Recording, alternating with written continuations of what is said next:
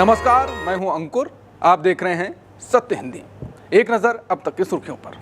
सोमवार की रात ईरान ने इजराइल के कई इलाकों पर मिसाइलें दागी, जिनमें 8 लोगों की मौत हो गई और लगभग 100 लोग घायल हो गए। हमले 5 अलग अलग जगहों पर हुए, जिनमें इजराइल के केंद्रीय और उत्तरी हिस्से शामिल हैं। सबसे दर्दनाक हादसा सेंट्रल इजराइल के पेता तिकवा शहर में हुआ, जहां एक बिल्डिंग के 2 फ्लैटों में 3 बुजुर्ग लोग, जिनमें 2 महिलाएं शामिल थीं, मारे गए।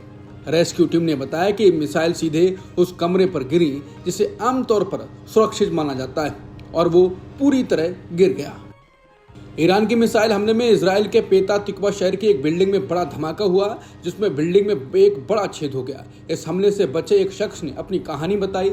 ईदान बार नाम के एक व्यक्ति ने कहा कि मेरी बिल्डिंग पर ईरान ने बम गिराया, बहुत डरावना था। मेरे 4 बेटे हैं और हम सब बहुत डर गए, लेकिन शुक्र है सभी सुरक्षित हैं। बिल्डिंग के अंदर रेस्क्यू टीम ने टूटे हुए फ्लैटों को तलाशी ली। धमाके का मलबा नीचे जमीन पर फैला हुआ था। एक और निवासी हैन ने बताया कि जैसे ही सायरन बजा, मैं दौड़कर सुरक्षित जगह गया। फिर जोरदार धमाका हुआ।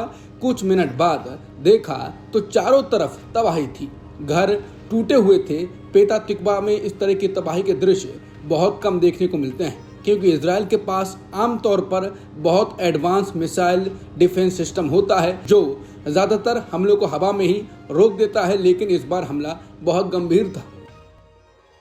ईरान ने कहा कि वो अब इजराइल की सैन्य कार्रवाई का जोरदार जवाब देगा और उसकी युद्ध मशीन को बंद कर देगा। ये बात ईरान के एक बड़े सुरक्षा अधिकारी ने रशियन चैनल आरटी को खास बातचीत में कही। आरटी से बातचीत में अधिकारी ने कहा, ईरान लंबे समय से इस युद्ध की तैयारी कर रहा था। उन्होंने बताया कि शनिवार को लाखों ईरानी लोग सड़कों पर उतरे और इजराइल के हमलों के खिलाफ गुस्सा जताया और बदला लेने की मांग की। अधिकारी ने बताया कि ईरान के निशाने पर अब इजराइल के कब्जे वाले इलाकों में कई अहम ठिकाने हैं, जैसे इजरायली नेताओं के गुप्त घर, तेल और ऊर्जा की फैक्ट्रियां, लड़ाकू विमानों के पुर्जे बनाने वाले कारखाने और सैन्य कमांड सेंटर्स। ईरान की संसद एक नया कानून बनाने की तैयारी कर रही है, जिससे Iran nuclear non proliferation treaty यानी परमाणु हथियारों को फैलने से रोकने वाली संधि से बाहर निकल सकता है। ये जानकारी सोमवार को ईरान के विदेश मंत्रालय ने दी। हालांकि मंत्रालय ने फिर से साफ किया कि ईरान का इरादा परमाणु हथियार बनाने का नहीं है। विदेश मंत्रालय के प्रवक्ता इस्माइल बगाही ने एक प्रेस कॉन्फ्रेंस में कहा कि हाल की घटनाओं को देखते हुए हम सही समय पर उचित फैसला लेंगे। अगर संसद या कानून पास करती है तो सरकार को उसे लागू करना होगा, लेकिन फिलहाल ये सिर्फ एक प्रस्ताव है और हम आगे संसद के साथ मिलकर इस पर काम करेंगे। आसान भाषा में कहें तो ईरान सोच रहा है कि वो उस समझौते से बाहर निकल जाए जिसमें देशों को परमाणु हथियार नहीं बनाने देने होते हैं। हालांकि फिलहाल ईरान का कहना है कि वो परमाणु बम नहीं बनाना चाहता है। इजरायल ने दावा किया है कि तेहरान के हवाई क्षेत्र पर उसका पूरा नियंत्रण है और उसने उसके 1/3 मिसाइल लॉन्चर नष्ट कर दिए हैं। इजरायली सेना के प्रवक्ता ने कहा कि पिछले हफ्ते किए गए हमलों में उसने ईरान के 120 से ज़्यादा मिसाइल लॉन्चरों को तबाह कर दिया, जो ईरान के पास मौजूद कुल मिसाइल लॉन्चरों की 1/3 संख्या है। उन्होंने कहा कि इजरायल पर मिसाइल दागने से कुछ ही मिनट पहले वायुसेना ने कल रात ईरान के 20 से ज्यादा विमानों को नष्ट कर दिया।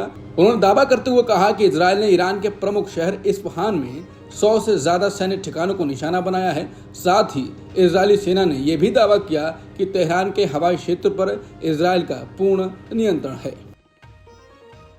इजरायल से तनाव के बीच ईरान ने एक शख्स को इजरायल के लिए जासूसी करने के आरोप में मौत की सजा दी गई है। इस बात की जानकारी ईरान की न्यायपालिका ने दी है। न्यायपालिका के मुताबिक इस फैसले को अदालत की पूरी प्रक्रिया के बाद अमल में लाया गया है। ईरानी न्यायपालिका से जुड़ी खबरें देने वाली एजेंसी मिजान के मुताबिक इस्माइल फेकरी को दिसंबर 2023 में गिरफ्तार किया गया था। न्यायपालिका के मुताबिक इस्माइल फेकरी पर इजरायल की खुफिया एजेंसी मोसाद का सहयोग करने का आरोप था। लंदन के चैथम हाउस थिंक टैंक की मिडिल ईस्ट एक्सपर्ट लीना खतीब का कहना है कि ईरान इजरायल के खिलाफ अकेले लड़ रहा है। उसे कोई बड़ा क्षेत्रीय या अंतर्राष्ट्रीय समर्थन नहीं मिल रहा है। खतीब कहते हैं कि ईरान अकेले ही इस लड़ाई में उतरा है। उन्होंने ये भी बताया कि रूस भी ईरान की मदद के लिए आगे नहीं लाएगा। उन्होंने याद दिलाया कि पिछले साल जब इजरायल ने रूस द्वारा ईरान को दिए गए एयर डिफेंस सिस्टम को तबाह कर दिया था, तब भी रूस ने कुछ नहीं किया था। खतीब का कहना है कि रूस ईरान का सिर्फ बयानों में समर्थन करेगा, लेकिन असली मदद नहीं देगा। रूस इस मौके का इस्तेमाल एक मध्यस्थ यानी सुलह कराने वाले देश के रूप में अपनी छवि बनाने के लिए करेगा। यानी ईरान इजराइल से लड़ाई में बिल्कुल अकेला है, ना कोई पड़ोसी देश साथ है, ना रूस जैसा कोई बड़ा दोस्त। रूस का बस बयान देगा लेकिन लड़ाई में साथ नहीं आएगा। पीएम मोदी सोमवार को कनाडा के लिए रवाना हो गए, जहां वो G7 समिट में हिस्सा लेंगे। इससे पहले उन्होंने साइप्रस का दौरा पूरा किया, जहां उन्होंने दोनों देशों के रिश्ते को मजबूत करने पर चर्चा की।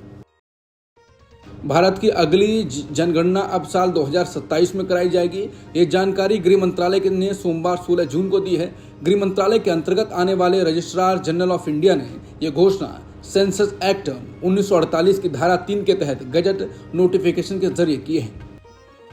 गुजरात के पूर्व मुख्यमंत्री विजय रूपानी का आज सोमवार को अंतिम संस्कार उनके गृहनगर राजकोट में किया जा रहा है। उनका निधन पिछले हफ्ते एयर इंडिया के विमान हादसे में हो गया था। अंतिम संस्कार से पहले राजकोट में शव यात्रा निकाली जाएगी।